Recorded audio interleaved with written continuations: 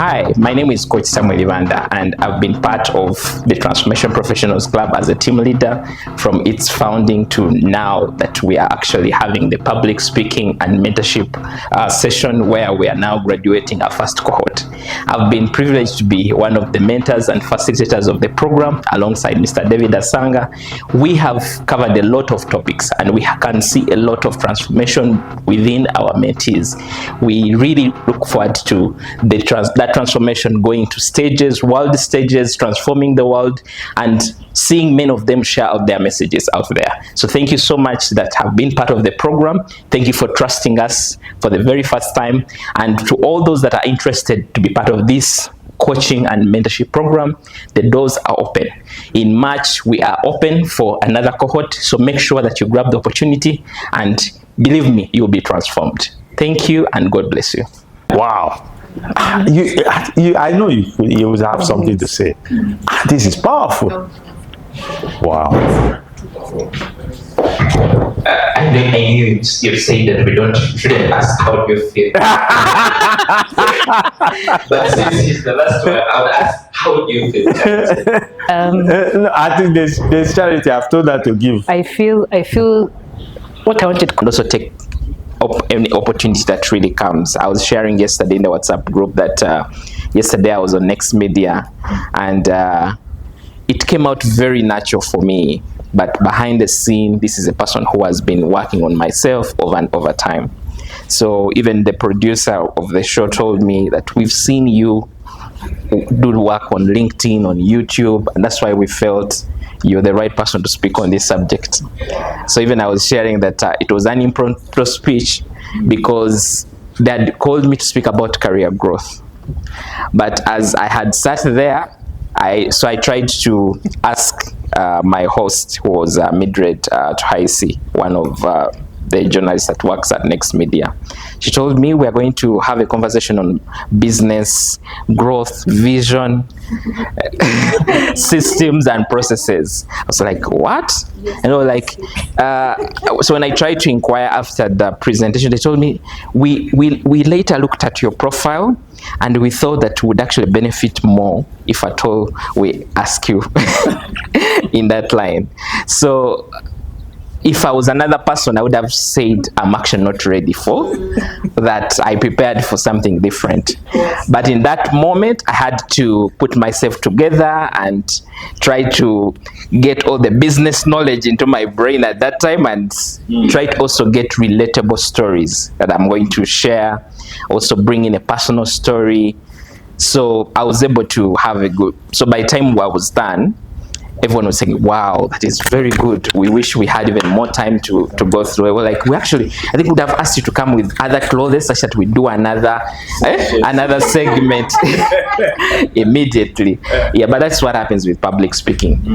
When you put in the work, prepare yourself, slowly by slowly, you master the game. And again, of course, you'll be so knowledgeable about the subjects that you present yourself out there, because when the opportunity comes, it has come. And one of the things that is around public speaking is like the way service providers who work on, let's say, events. If you go to a wedding and you have enjoyed the cake, or the decoration looks good, there's likelihood that you're actually going to recommend the same service provider. So public speaking opportunities show up as and when people see you actually do it. So I encourage you that you take up the mantle. Do not be timid. Actually, I like even just speaking without even having to write a speech. So I pray that at one point in time you actually get to that level where, like, I'm going to speak about sustainability, and you can be able to craft. Of course, this comes over time, and it gets down to making sure that you know your messages. Like, I'll speak about tax, I speak about business, I speak about career, I speak about motherhood. So over time you have done a lot of these messages. So when somebody asks you to do anything, you can easily be able to relate. So I look forward to the great presentations. Thank you so much. Wow. We can do better. We can do better. Yes, you can. Oh, you're taking down the nuggets. Public speaking is like marriage. Wow, that was very powerful. I love his story, how, you know, the impromptu speaking we are doing on Wednesday was just a tip of the iceberg, where they just ask you something that is that can be obvious, so to say. But then when you think about what he said, just going to Next Media, and they tell you they're talking on career growth, business, vision, systems, and you're wondering, what? So at that point, you begin to fidget. And I shared with you one time that there may not be many people around you, but just you focusing on that camera, just looking at it, and they say, start speaking, you can pass out.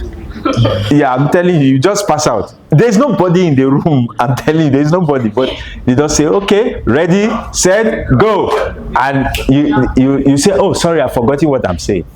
But the camera is just an inanimate object. It doesn't have nose, it doesn't have eyes, but you are fidgeting. So it's just for you to be confident, to believe in yourself that whatever you are saying is true. And at the end of it, everybody's saying, wow, what? You're saying, what? What did I say about business? But you're confident that whatever I say is true. Thank you so much. So we shall begin with the presentations now. I hope so. All. Let's wait until they are done with the microphone, and we can just do something. So somebody just share with me what you have learned so far, and what you're going to do. Sorry, what you have learned, what you are now going to do, what is going to change. They say knowledge is power, but I say applied knowledge is power. So everybody is knowledgeable. All of us, we are knowledgeable. But those that apply, those that they take the bull by the horn to apply what everybody say, oh, start, yeah, I want to do this business, I want to do this. They have the knowledge. Somebody can tell you, have you considered this? But nobody has started. See, we have started. That is the applied knowledge. So what have you learned, and what are you going to start doing? Let me begin with Come Alive. Let's put our hands together for Come Alive. Come Alive. Did you people listen to her speech? No. One of the things that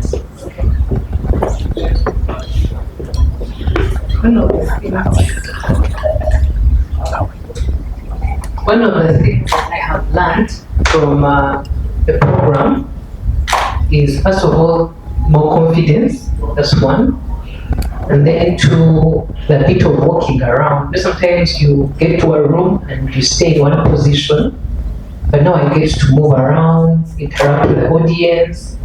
And then thirdly and last, I don't have to speak everything, so I don't know how to speak. Sometimes we focus on the message and not focus on the audience. So that I really learned from the program. Thank you. Wow, powerful. Okay, let's hear from you. This is like everyone is learning, everyone is still getting there. It brings with it the confidence. Like after here, you go out, you start checking that you have, and then again, the feedback. I will always treasure that. Now, the style of coach of telling you, first look out for the good things, because if it brings in it that everyone is looking for the negativity. Very true. Like you as you, do you have that good that you discover that will counteract that negative comment and it will push you? Yes, for me, that's it for me. And also getting to know each other more deeply and wow. Relationship. Very true. Yes, thank you. Wow, relationship is very, very, very concerning. It's always unhappy. And even sometimes you yourself, somebody did that. Was it Charlotte? No. It was yes, it was Ruth. When she gave impromptu speaking, she laughed. After we left, she said, I had just remembered what I wanted to say. And she was angry with herself. And somebody said, don't worry, next time you do it. That is an encouragement. Yeah, so we are always looking for the bad side, but I love that facilitation style, evaluation. I'm good.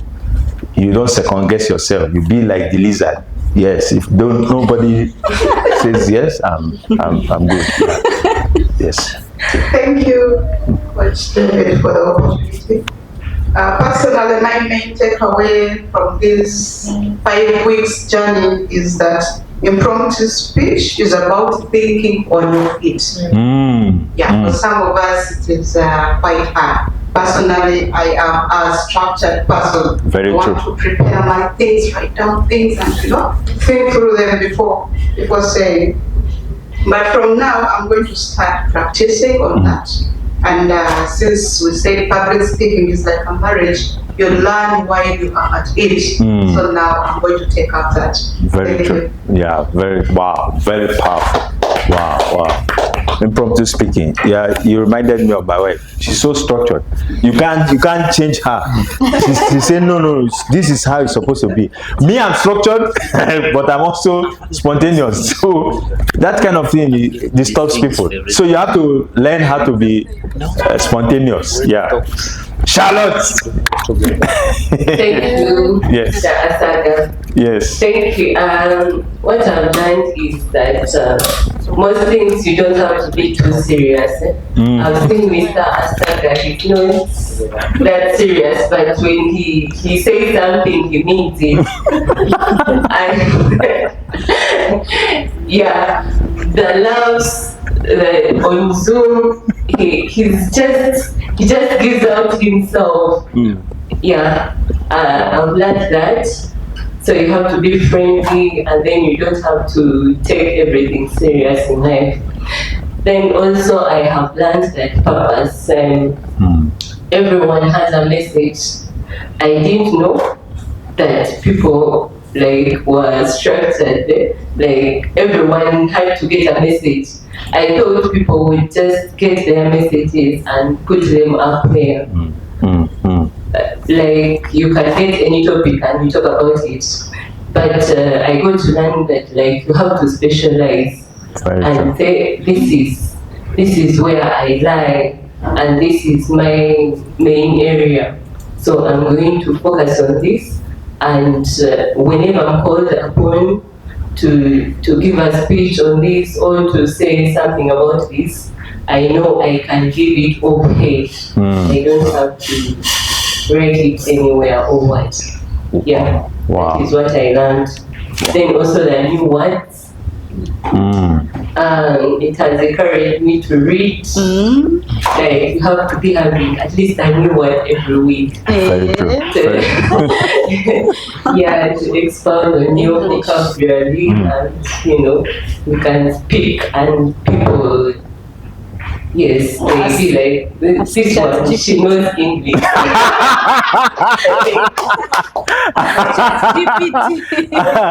You want to say something? Okay, I think also just want to share a lesson watching the people as they were going through the whole journey.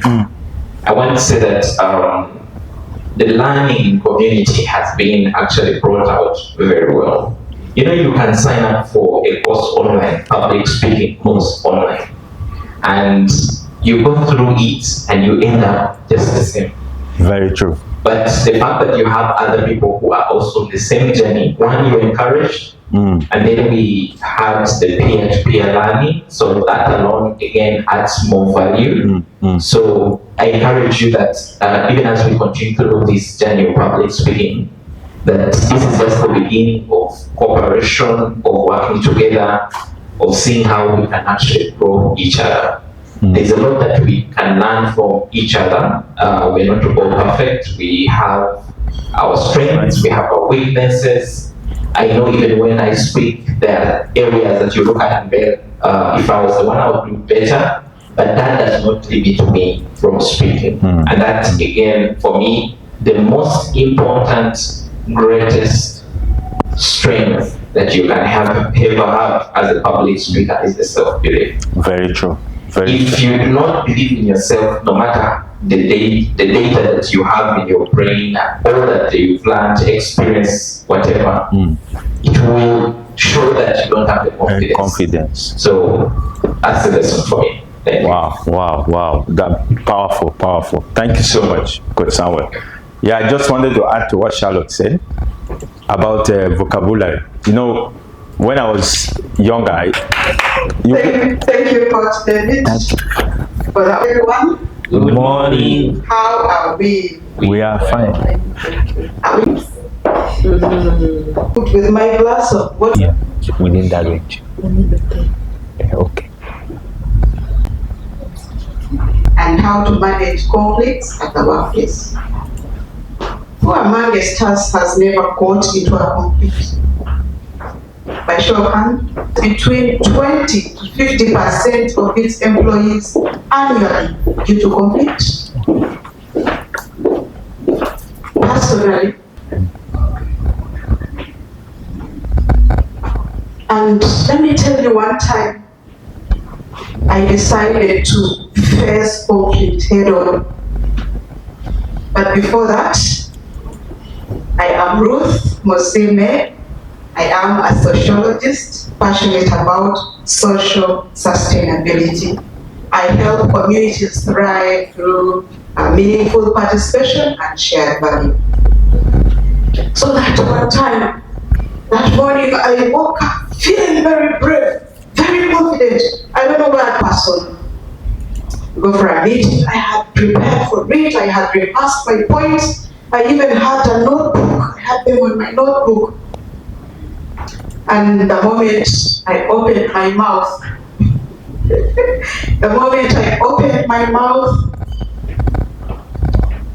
everything evaporated.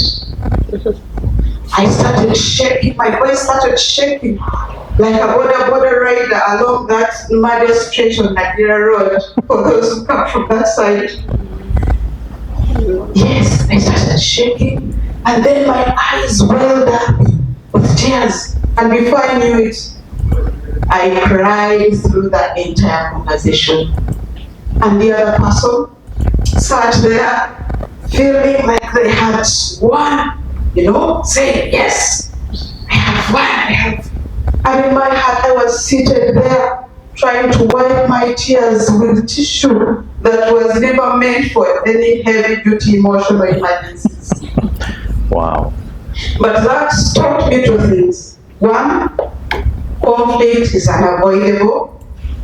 And two, no amount of tears can help you resolve a conflict.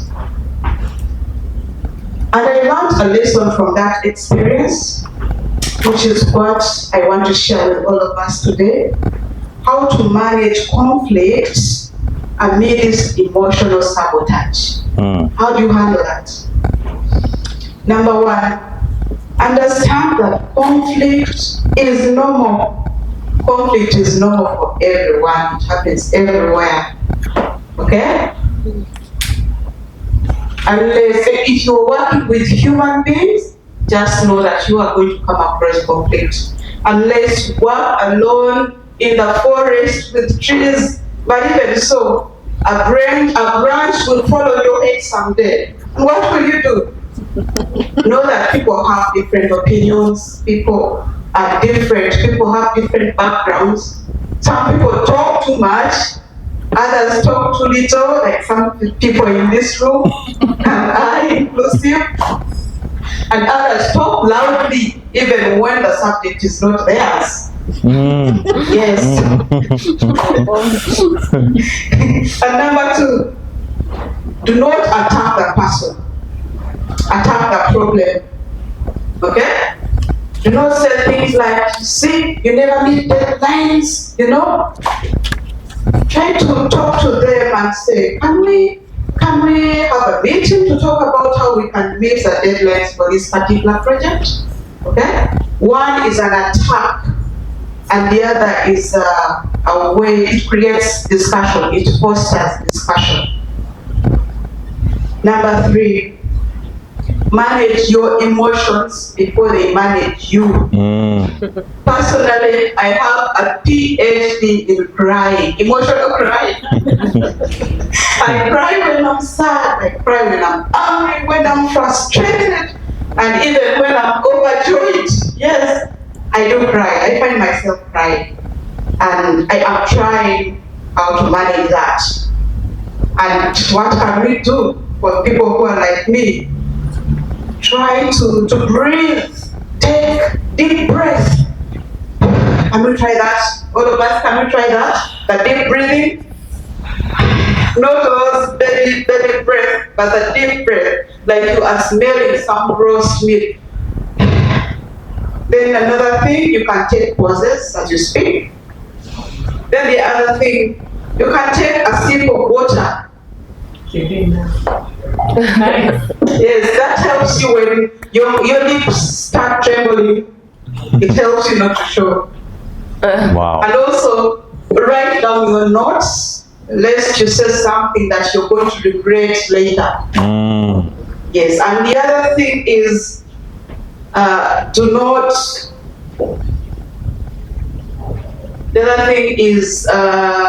when the tears start coming, try to blink very fast. Blink. It helps you to suppress the tears. Okay? Yes. We go to number 4. Choose the right time and place. Not every conflict resolution should be done in public places. Some of us like to have meetings in corridors, okay, which is not right.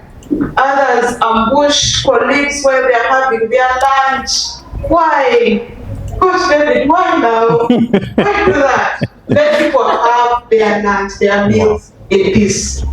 Okay? Wow. Because a quiet place can help you have productive discussions. And it also helps people not to cry on official property. Number 5, listen more than you speak. You know, some people love to be listened to, love to be heard. You know, when you listen, you can listen to them and nod. Even when in your heart you know this person is brilliant, it helps them to become less defensive.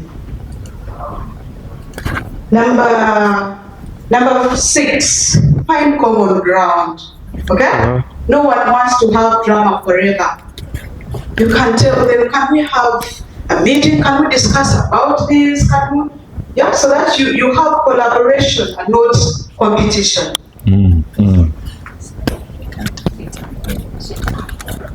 Then the last point, which is number 7, learn to forgive and move on. Okay? Do not hold grudges like you are. Do not since 2014. It is something also I'm trying to work on personally. Okay? Because grudges are heavy. I've been through that, I know. Okay? Try to let go, try to move on, and let other people live. Wow. And in conclusion, conflict is part of life. Okay? As a person who has ever cried through a confrontation while the other party moved away as if they had won a presidential debate, I learned these things. That conflict does not kill. Okay? It is poor management of conflicts that does. Crying is optional, and exponential growth is guaranteed if you go through that. So let us embrace conflict. Do not run away from it. Stand your ground and face it head on. Be clear, be calm, be kind to yourself and to the others. And if tears come, blink very fast. Thank you. Wow.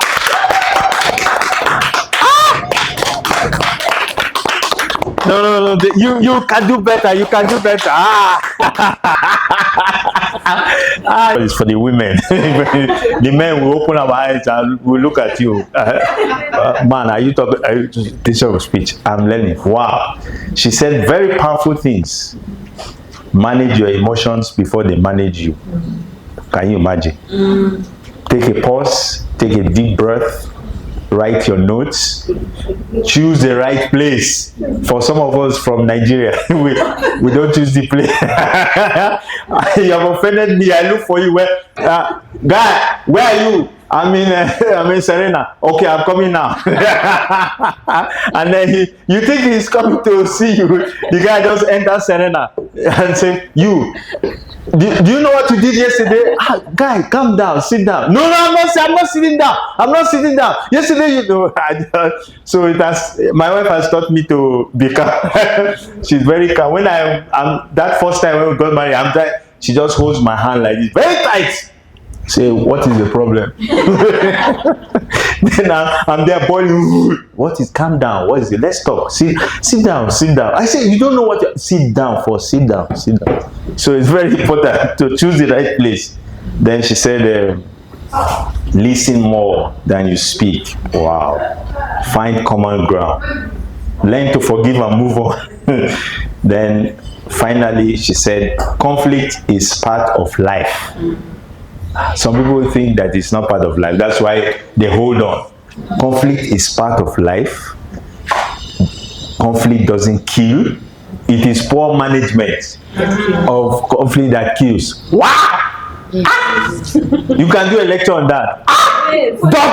Dr. Ruth Musimet. Let's put that together. Wow. Yes. Can you also share what we noted down? Oh, okay. Wow, that is good. You know, I just did that program and shared. I was just thinking, how are we going to move? But somewhere I said we shall be dynamic. So that's very good. One profound one said, yes, we shouldn't save grudges. We are saving them for retirement. Very true. Our speech was full of metaphors. Ruth, you have really improved. I remember your first speech. That video is still there. But this speech is very different. Don't save grudges like you are saving them for retirement. You are very gifted. Yeah, anyone wants to say another thing? Okay. Oh. When she was speaking, I was captured by the way she shared her story. From even if I was trying to click some things, I was captured to hear her story. She was sharing from her heart. You could see that she went through a particular serious conflict and she's trying to share exactly how she experienced it. So she owned the story. Wow. Thank you so much. Wow. Okay. You're getting confidence now. Yeah.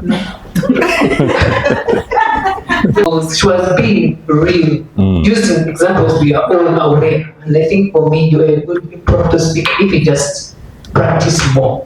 Wow. Ready? Yeah. Or you still want to take a breath? Okay. Sorry.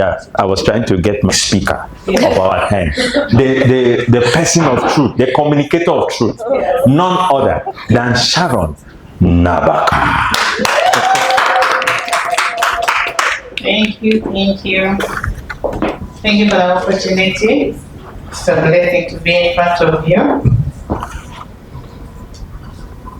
I now was the first person to present, but now I'm managing 2 events. My kids are presenting, I'm also here presenting. Wow. And I needed to first take some moment and watch some of them before I leave. Wow. You know, kids get energized when they see you. Yes, I needed to first be there before I come here. But my sister is there. She will represent me for the remaining program.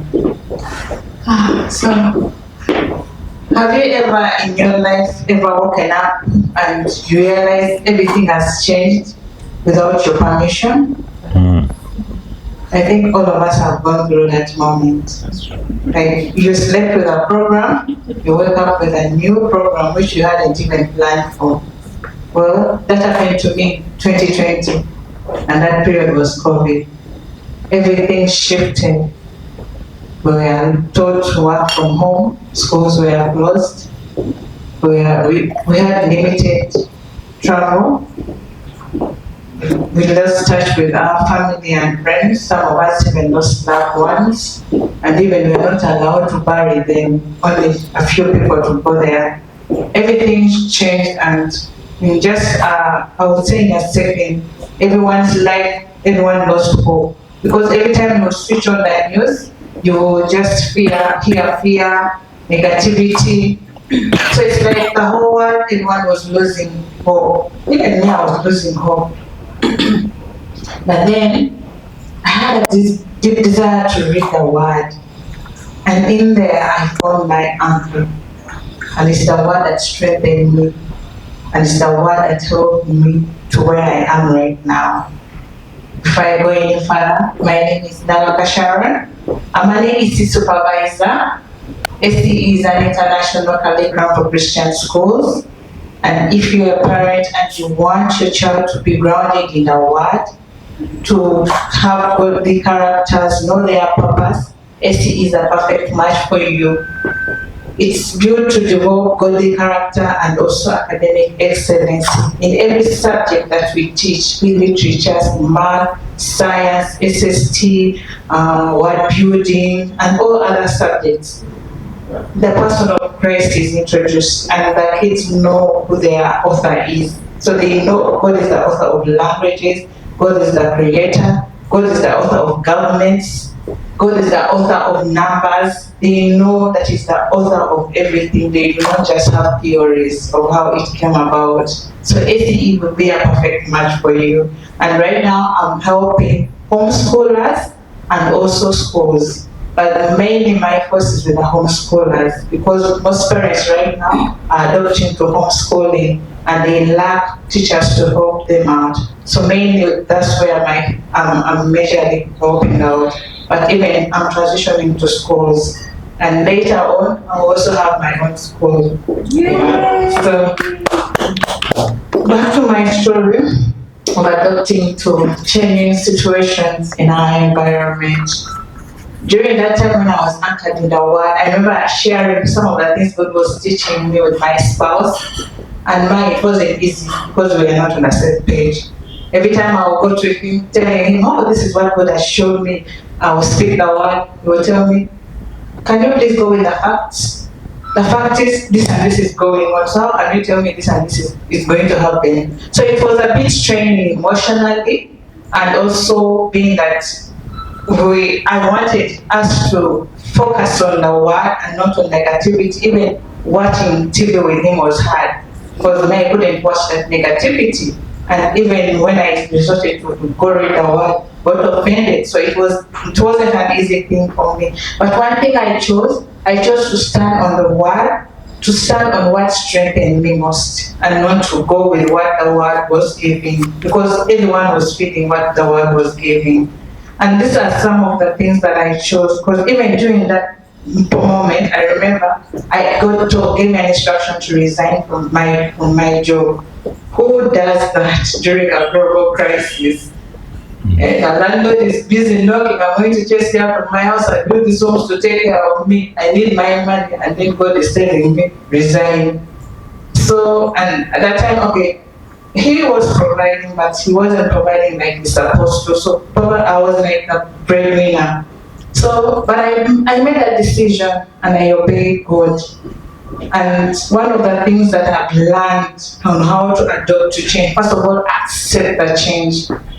I know it is a bit difficult with us Christians because we are told that we are not supposed to speak negativity, which is good because even me, I don't like it. But then it is not wrong, for instance, if I've been having a job that pays me 10 million and I've been living in a house of 3 million and I tell, let me downsize. It is not unbelief for me to downsize. It is not unbelief for me to say, you know what, we have been spending this much, we need to cut the budget. It is not unbelief. I'm accepting that right now I could afford this, but where I am, I cannot. So I need to limit that expense. So we need to accept that change, that season we are in, because in every time there is a season for every purpose under the heaven. So seasons come and go, so we need to accept the season we are in. Otherwise, the reason why most times people fail and get mad at God is because we live in denial. Yes, we are sons of God, but we are living in an evil world. And it's not God that is causing this evil, but because we failed, I found anchor in the word of God. It was my strength. I remember during that time I could not even afford to buy pads.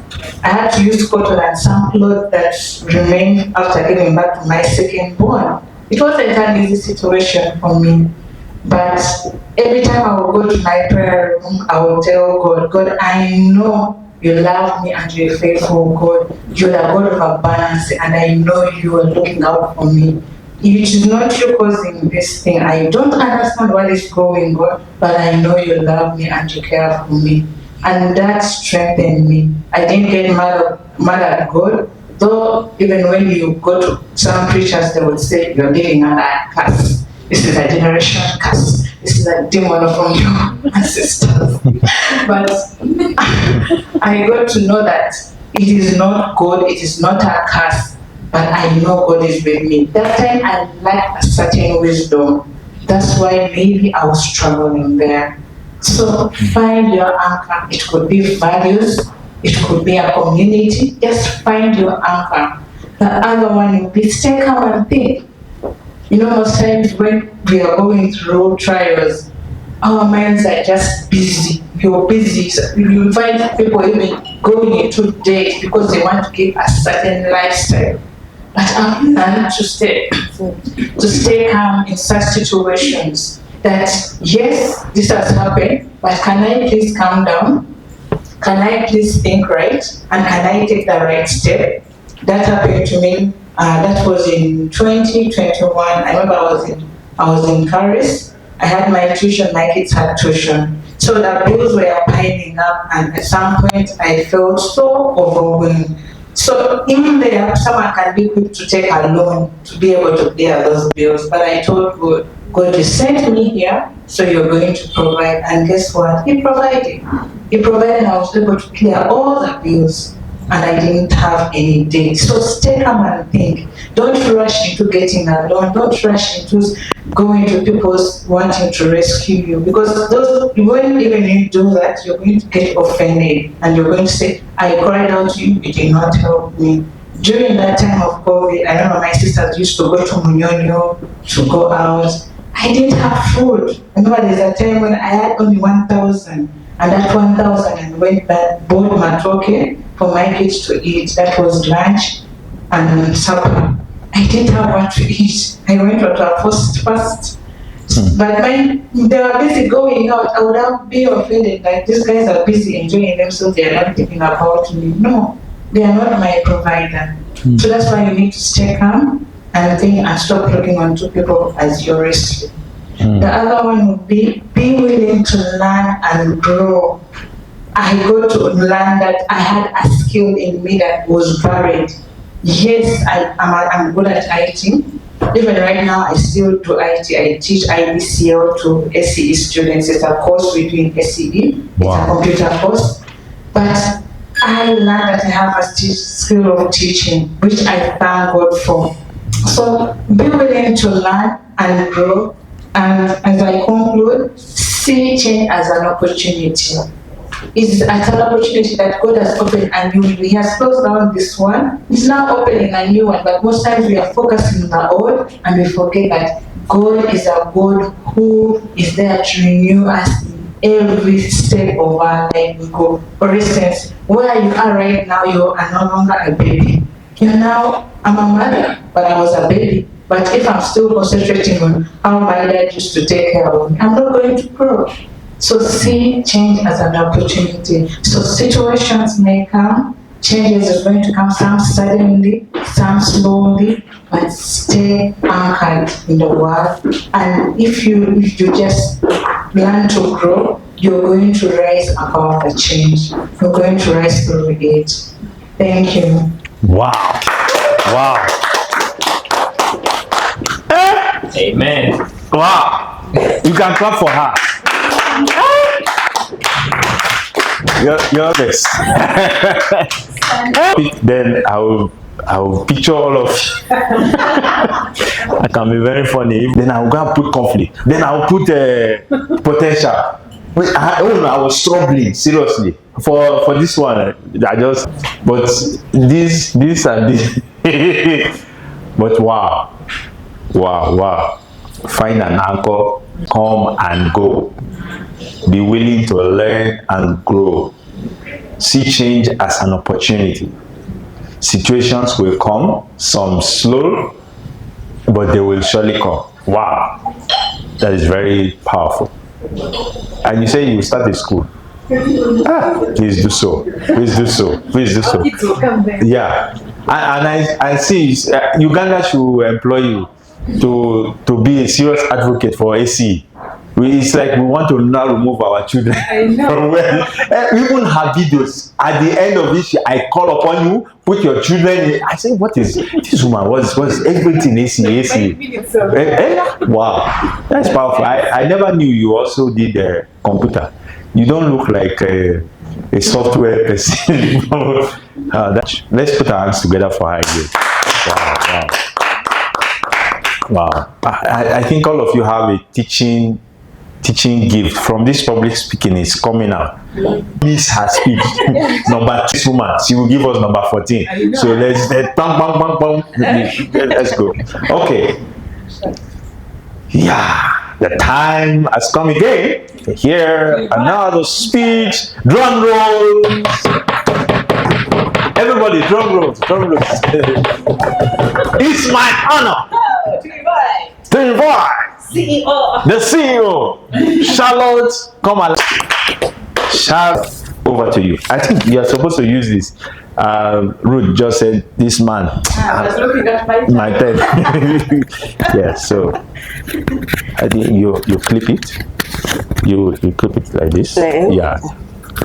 Good afternoon to you all. Good afternoon, how are you? Fine, thank you. I have one song. I hope you guys don't mind it, and it's called Potential. Do you know that song? Yeah, we do. Enough potential, enough potential.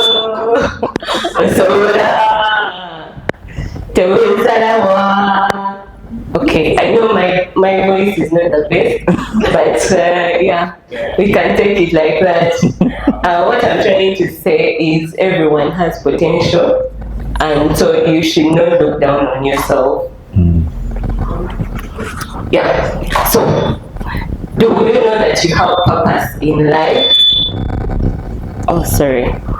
Do you know that everyone was created for a specific purpose in life? Do you know your purpose? I want to ask you to look down at your neighbor in the darkest spot of their eye, because it's a serious matter, and ask them, have you found your purpose yet? I have mine. Have you? Okay, what did they tell you? Yes, they have. They have. Wow, that's very good. My name is Charlotte Aturinda. I'm a counselor, an entrepreneur, and a mentor.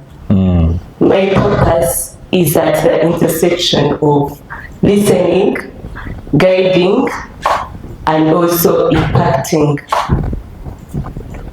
I love empowering women and other groups of people who may care. And I believe that everyone has that unique spark in their life. Everyone, each one of us, we have a unique spark.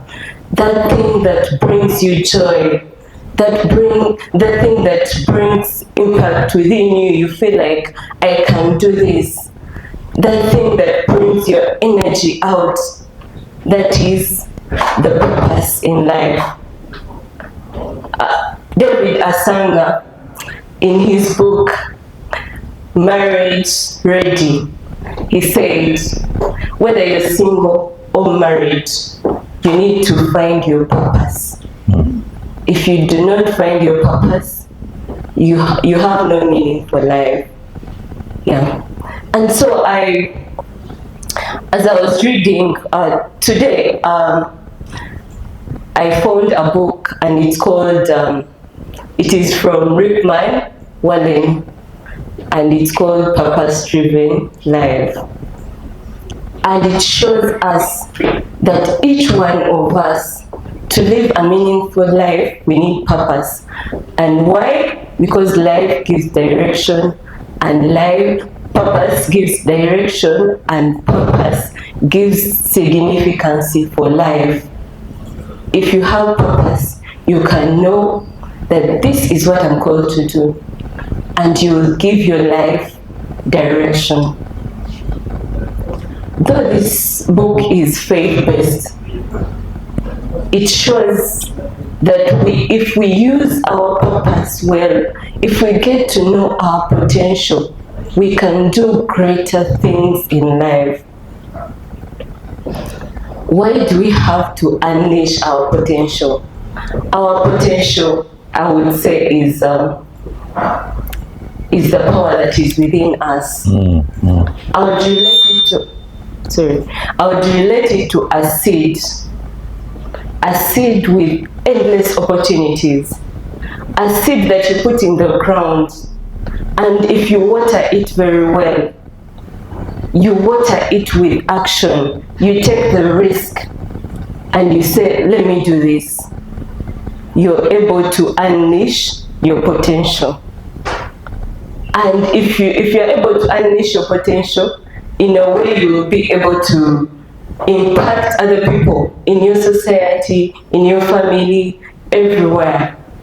I would take, for example, there is this woman I met years ago. She was a young woman. She had been through 2 failed marriages. But then she was hopeless, and she didn't know what to do about life. When I met her, I took her through purpose, why she's here on earth, and the author of life, the one who gives us life and gives us purpose for life. That is God. She was a Muslim. Eventually, she got to accept Jesus as her personal Lord and Savior. Her home was in a mess. Her husband was a Catholic, and she was a Muslim, you can imagine, and the children were confused. They were torn in between Catholic and Muslim. But when she got to accept Jesus, she was able to go and preach Jesus to her family. And you can imagine the way she influenced the husband. Eventually, the husband also came to know God. And also, the children, they were brought together. Together, they were coming to church. They became very intentional about life. They started doing Bible studies even at home. They got to know their purpose in life. That was a whole generation that was saved. It was a whole generation that was moved out of confusion to know their purpose and do what they had to do. Yes, you may think, how can I get to unleash my potential? How can I get to know my purpose in life? There are a lot of ways you can get to know your purpose in life. You can see those things that interest you, and then you know this is my purpose. There are those things that bring out the fire within you, and you say, this, I want to do it. Someone else is not looking at it meanwhile, but it is you that sees a problem. Other people don't see a problem with that, but for you yourself, you can see a problem and say, this, I need to act on this. On this, there is a problem. Someone needs to act on it, but that person is you. It is you to act on that problem, not anyone, because God has shown you that. Yeah, and we always have barriers that bring about, that can stop you from unleashing your potential. And those barriers are doubt. Sometimes you have the doubt within you and say, can I do this? Can I be able to help this person? But if God has showed it to you, then that means you are the one for that job. You are the one made for that job, and so you'll be able to do it. There is also fear. You fear the unknown. You be like, what will it bring? How am I supposed to do this? How will I look? Yes? How will I achieve this? But what I'm telling you is, do not be afraid. Take the step and move. God will sort you from there. Yeah. Do not compare yourself to others. Some people, everyone has a specific purpose, as I said. Everyone has a purpose in their life. So do not compare yourself. You might see Charity and she's good at something, and you be like, will I be able to achieve that? But really, you can achieve it because Charity's purpose is different from your purpose. It is different from Ruth's purpose. It is different from Mr. Asaga's purpose. So we all are wired differently for our purposes. Just like a tortoise can move slowly, it has a purpose why it is moving that slow. Yet a cheetah just runs and moves very fast. Yeah, so we can do this. My urge to you all is, can you start purpose? Yeah, so when you help others, you are able to share your purpose. Yeah, so as I conclude, I want to let you know that you can start, and you can start where you are. It is in the small steps that you take that you will be able to reach your destination. But also unleashing your potential is not like a destination. It is a journey of becoming. Then something else I always tell my women that I mentor, I always tell them, wherever you are, there is someone who needs that spark within you. There is someone who needs it.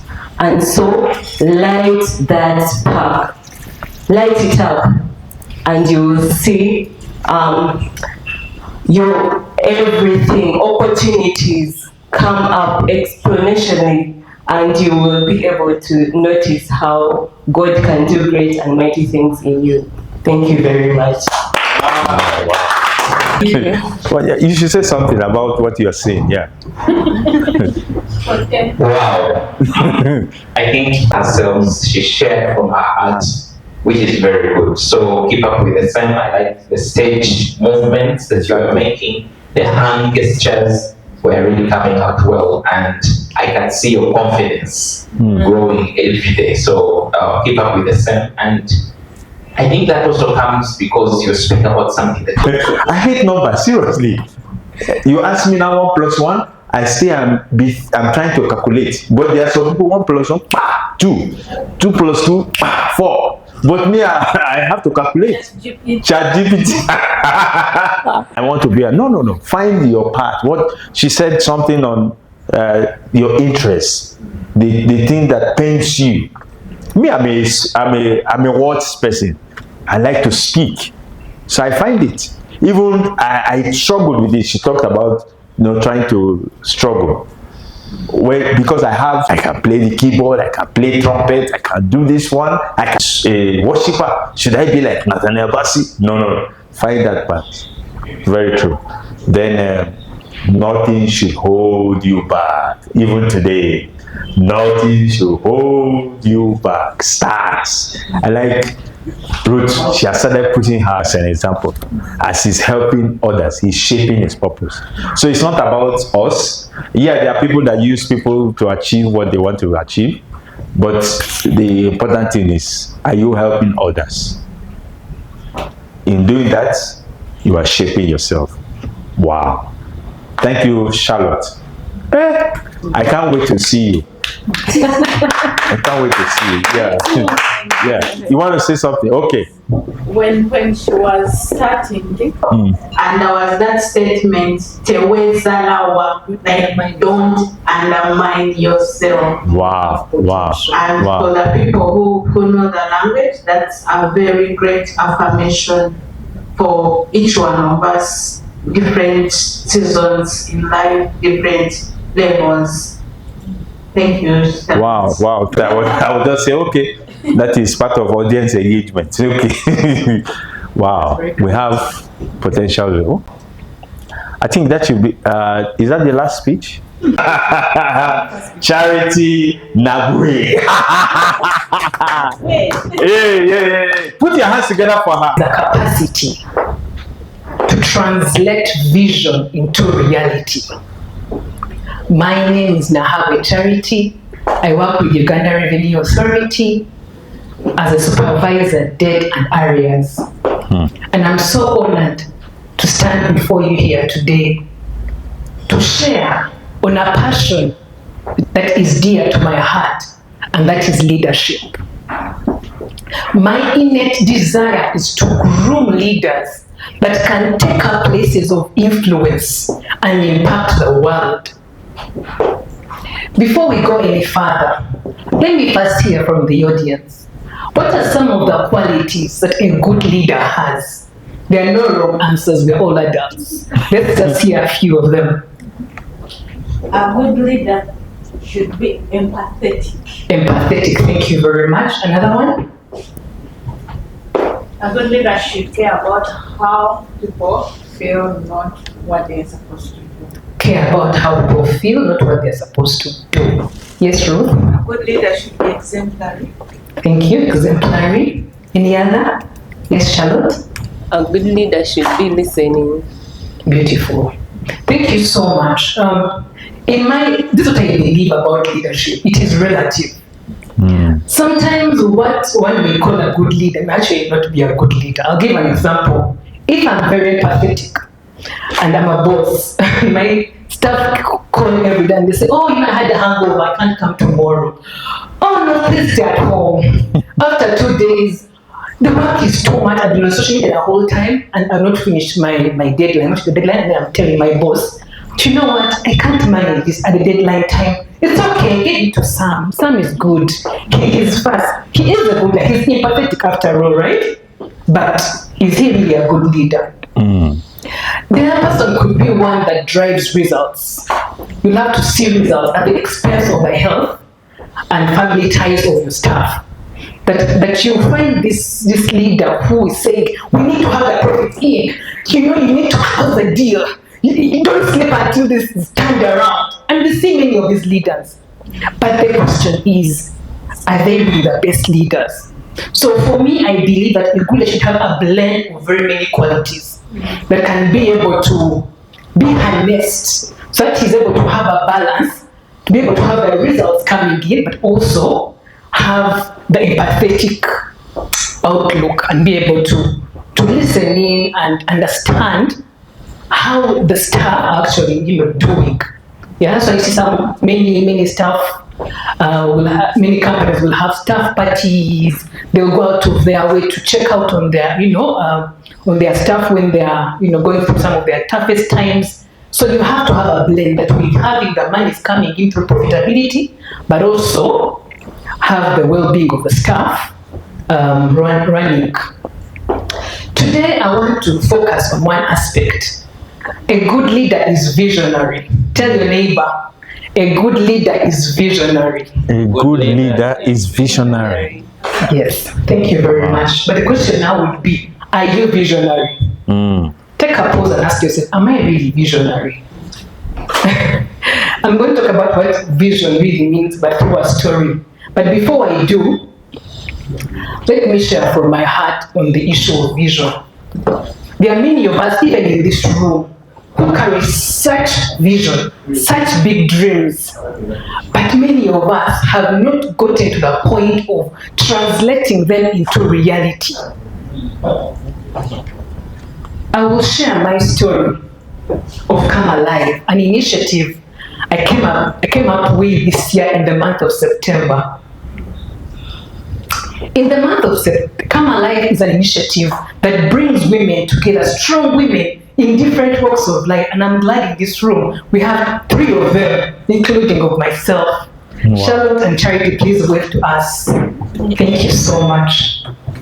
So Come Alive is an initiative that brings women together to grow, heal, and come alive to fulfill purpose through the study of the Word of God, but also discussions of realities of life that are never spoken about. I have this pain in me when I see young children committing suicide. You ask yourself a question. Maybe if they had had someone to listen to them, they could have changed the trajectory. I'll give an example of an 11-year-old boy who, after breaking a glass and the mother reprimanded him, he quickly went to the father's room, got a gun and shot himself. Wow. Maybe if he had a younger brother or an older brother, he would have had an outlet to pour out what they were feeling. Come Alive was birthed in September at one of my lowest times in my life. I had gone through some disappointments, the expectations I had from the beginning of the year, and I thought I had nailed it, but it was all a fallacy at that point. And I was looking for that great one thing I can do, that new thing that I can be able to be a part of and change a life. So as I checked through my WhatsApp statuses, I came upon Thrive. Thrive is a life ministry Uganda initiative that brings singles, both men and women, to ready them for marriage. But what hit me the most was "Be the One" was the slogan. So I asked myself the question, am I really the one? So it gave me, I paused to think, let me be a part of this. Of course, because of my busy schedule, I put in my leave days, and off I went. 3 days of transformation. There are so many myths that we carry. Myths like the Hollywood factor, James Bond, happily ever after. Things that we knew are what life should be, but all that was busted when we were at Thrive in Kako Masaka.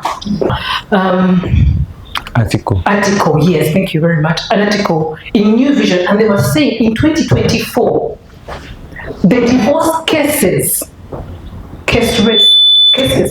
the divorce cases in the courts of law had actually doubled from 215 to 508. That's a very huge number in just 1 year. And so for me, this is my belief. You could say opposite. You could have a divergent belief. Sometimes we enter into marriage without prior knowledge of what marriage is really about. We are so excited about the gown, and the decor, and all these friends coming around, but we don't know what happens in marriage. But when we meet in Come Alive on this WhatsApp group, and we begin to share the Word of God, Esther, Ruth, and we begin to delve into the Word, we begin to share. Rihanna of us invited us for public speaking, this mentorship program, because she's part of us.